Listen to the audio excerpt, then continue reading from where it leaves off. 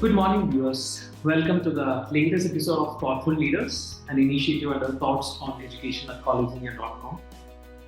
We are very excited because it's none other than Dr. SRIDHARAMURTHY sir, who is the founder president of NSB Bangalore, who have joined with us today. Thank you so much, sir, for taking time and joining with us. Thank you very much, College Dunia. It's really my pleasure. College Dunia has been a great organization which is actually putting real content about education to the students, making their life a lot more easier, and the variety of information that they would give, the realistic scenarios of the colleges, and elaborate content that is made available to the students. Really something that deserves appreciation. So thank you very much for coming into NSB campus today, and then I'll be very happy to share some of my insights. And this is a great opportunity for us to reach out to the students. And once again, I congratulate and compliment College Dunia for the outstanding work that is doing in this space of giving real insight about education to the students. Thank you, sir. Absolutely, pleasure is ours. Coming to sir, if you look at, he has more than 25 years of entrepreneurial, administrative, consulting, teaching, and research experience. He specializes in international business, cross-cultural management, and corporate strategy. Sir holds PhD in management from BIP, MBA from University of North Carolina, USA.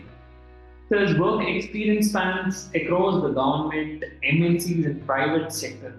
He has rich experience of serving in academic institutions like OU Manipal School of Business as Assistant Director, Acharya Group Institution, Director of Corporate and Public Relations, governed SRIDHARAMURTHY Institute of Management as a Director as well. Thank you, sir. Now, coming to the first part of the question, sir, as you have an immense exposure or experience into the educational domain, you have held key positions at various education institutes throughout your professional career. What are the key factors that keep you connected with the education sector? Fantastic.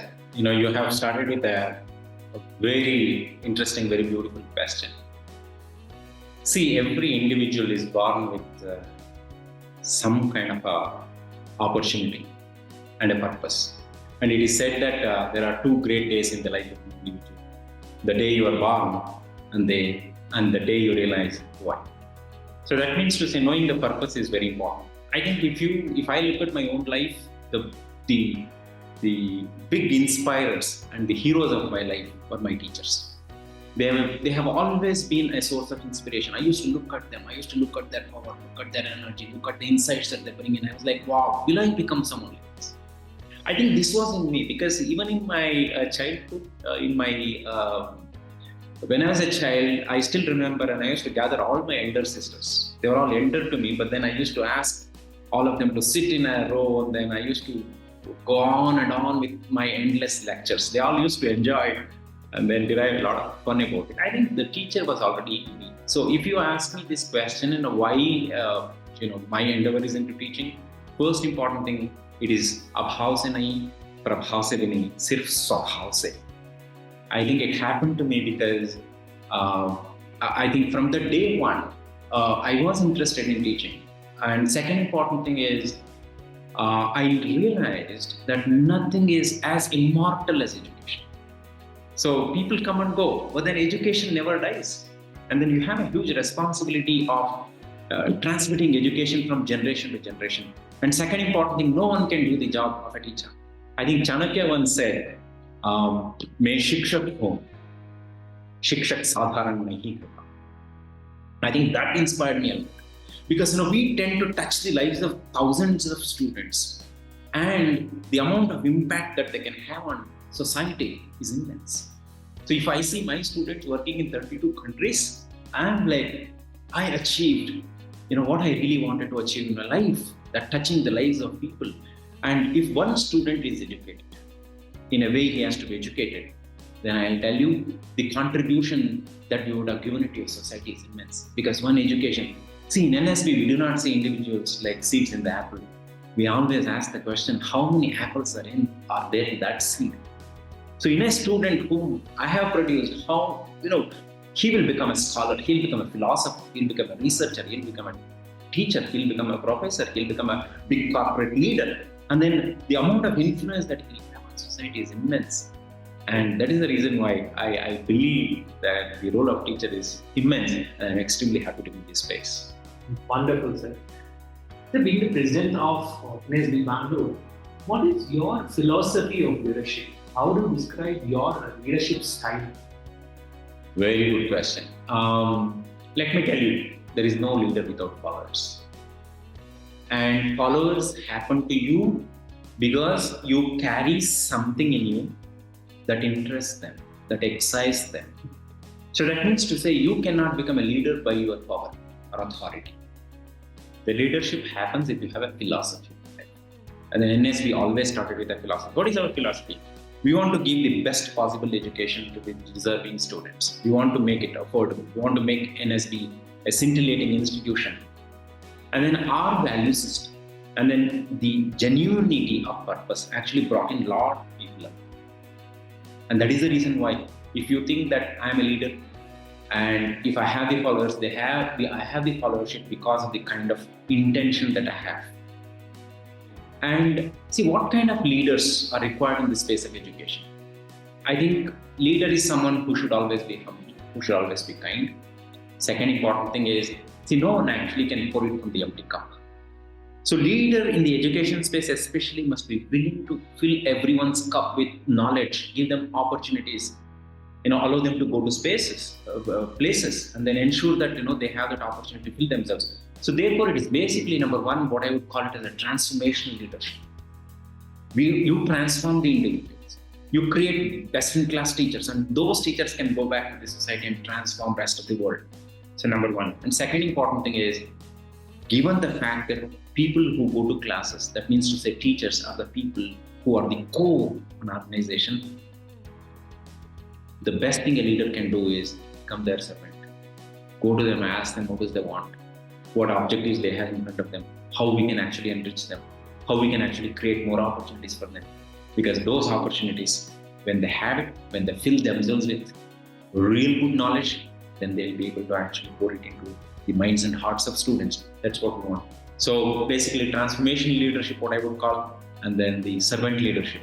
These are the two philosophies that would guide me at NSB. Wonderful. So the education system in India and other foreign countries are structured very differently. So in your experience, Arun, what can an inbound student gain from studying here in our institute? Very good. I think many of the educationists are of the feeling that East is East and West is West. Right. And there is a big divide in terms of how we teach and how we educate our students.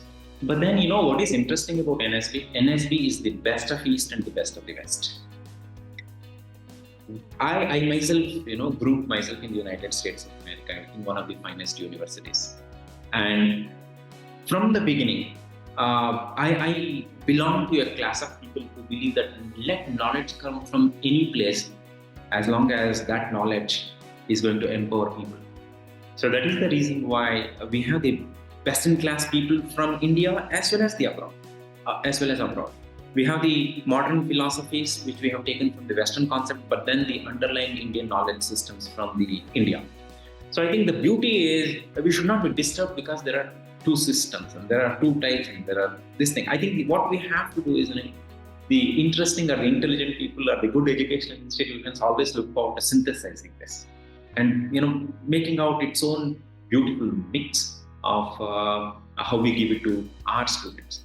So therefore, NSB has created outstanding opportunities for students in the international space. Obviously, they're going to be very deeply grounded in Indian values, ethos, knowledge system, and whatever we know, because that is something that they must know, that is our genetic code. But that should not actually prevent students from gaining this international experience and exposure. To tell you, last year NSB created a record by taking 80% of its students abroad for international experience and exposure. In 1 year, more than 400 students were sent for international immersion programs across the globe. Why do we do it? We do it because Vasudhaiva Kutumbakam. It is not just what happens in India would impact India. What happens across the globe or anywhere in the globe for that matter would impact India, India's economy, India's people in a big way. So therefore, the corporate leaders whom we are preparing at NSB should know how those things are going to change the India's economy. So that is the reason why we ensure that our students are given adequate international experience and exposure through international exchange programs. We have one of the finest international exchange programs. And how many students we send? Everyone who is interested to go abroad is sent abroad. I think that's how we have to create opportunities. Will NSB charge anything additional for it? Absolutely. Our objective is very simple. Students from abroad come here to study, and we send our students. They will not pay anything to NSB. We will not pay anything to those institutions.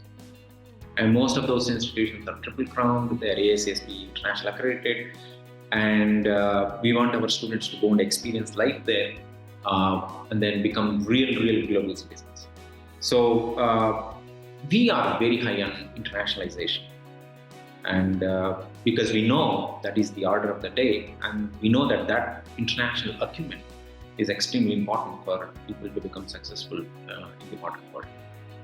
Great, sir. So it is actually throwing some light towards for aspiring students who are looking for top schools in Bangalore region or anywhere in South India, because the kind of international exposure what NSB is actually providing. Great, sir. No, also continuing to that, how does the curriculum of NSB Bangalore ensure the best practice of industry? Very good. The first important thing is the curriculum itself will have to be deeply grounded in academic industry practices. So that is the reason why, apart from offering a regular university-oriented program at NSB, we're also offering a program called MIP. What is MIP? Master Track Certificate in Industrial Practice. And why are we offering this course in industrial practice? Because we should not forget the fact that everything that we do eventually should result in some kind of an action. Gnana, Vijnana, Kaushalya. Gnana, Vijnana happens in the university courses. We are very confident about it. But Kaushalya, the skill, dissemination of the skill is something that is extremely important. And if you actually do not include it as a regular curriculum, if you really do not do it systematically, if you do not measure the success of that course, then we will not know whether or not student really got that particular skill. That is the reason why it is a course. That is the reason why you use skills. That is the reason why the industry practices are brought. Students are tested on it and then certified. So eventually, a knowledge that cannot be used is waste. Every knowledge that we have must be used. And then we cannot leave it to students to tell them that use it the way you want to use it. But then we should also create a framework. We should actually give them the real skills that they can immediately use. That's what NSB is trying to do through this additional course that we have. Great, sir. Then also would like to hear from the other side as well. What are some of the biggest challenges you see both for higher education in general and for NSB Bangalore? Very good. The first question, as far as the education per se is concerned, the first important thing is the artificial intelligence. And some of the tools like ChatGPT, it is already in question whether these things are going to facilitate education, whether these things are going to destroy the education, and whether students lose the originality because they can actually use ChatGPT to write any kind of essay. So now, what is going to be its impact? If you ask me, one thing is very clear. These advances and innovations cannot be stopped. That is the order of the day, and that will go on. In fact, scientists are going to bring in more and more artificial intelligence. And then recently, we also know that the chips are being brought out in order to be inserted into the brain to facilitate better thinking, to facilitate memory holding and things like that. So technology is all pervasive. It will continue to grow.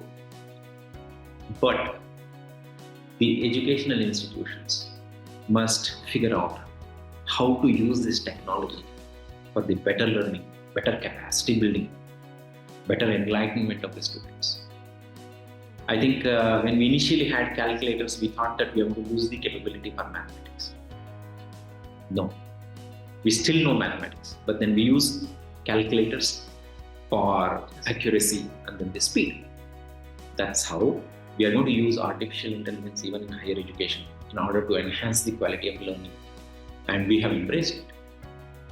Today, we allow students to use cell phones in the classroom, laptops in the classrooms, and all possible technologies in the classroom.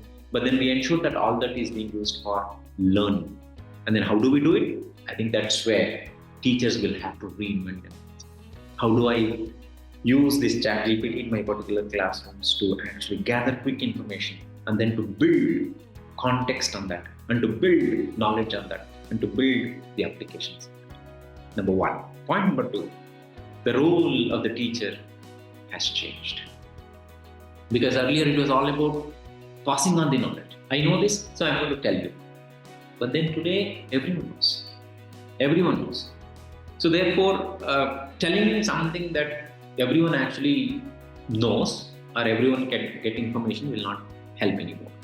So this is the space where we have to be very cautious in terms of actually developing our own capability for synthesizing the new knowledge and giving them something that they cannot find it on Google or on ChatGPT, so that can produce that wow kind of feeling. Now teachers have the responsibility of actually taking them to the next level. It is a big challenge. If teachers do not do this, we are going to lose relevance in this particular scenario because we are no more knowledge givers. We have to give them insights.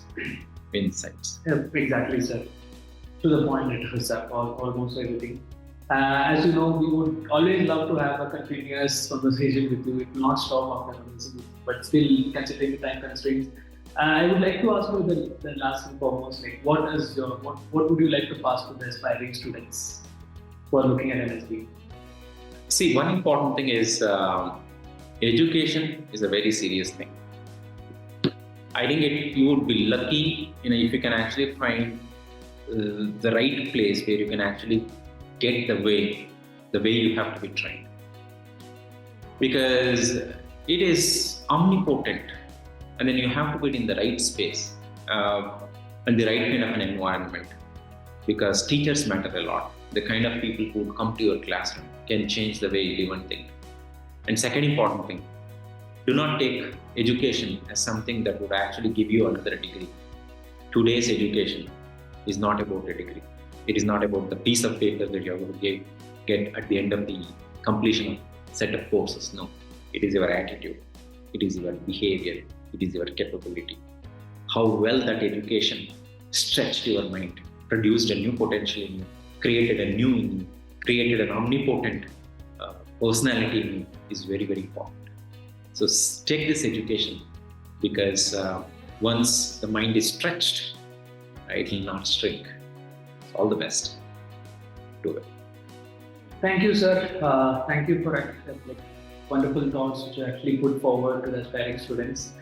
Hoping that we can actually catch up for the next session of Thoughtful Leaders. Thank you again for joining with us today.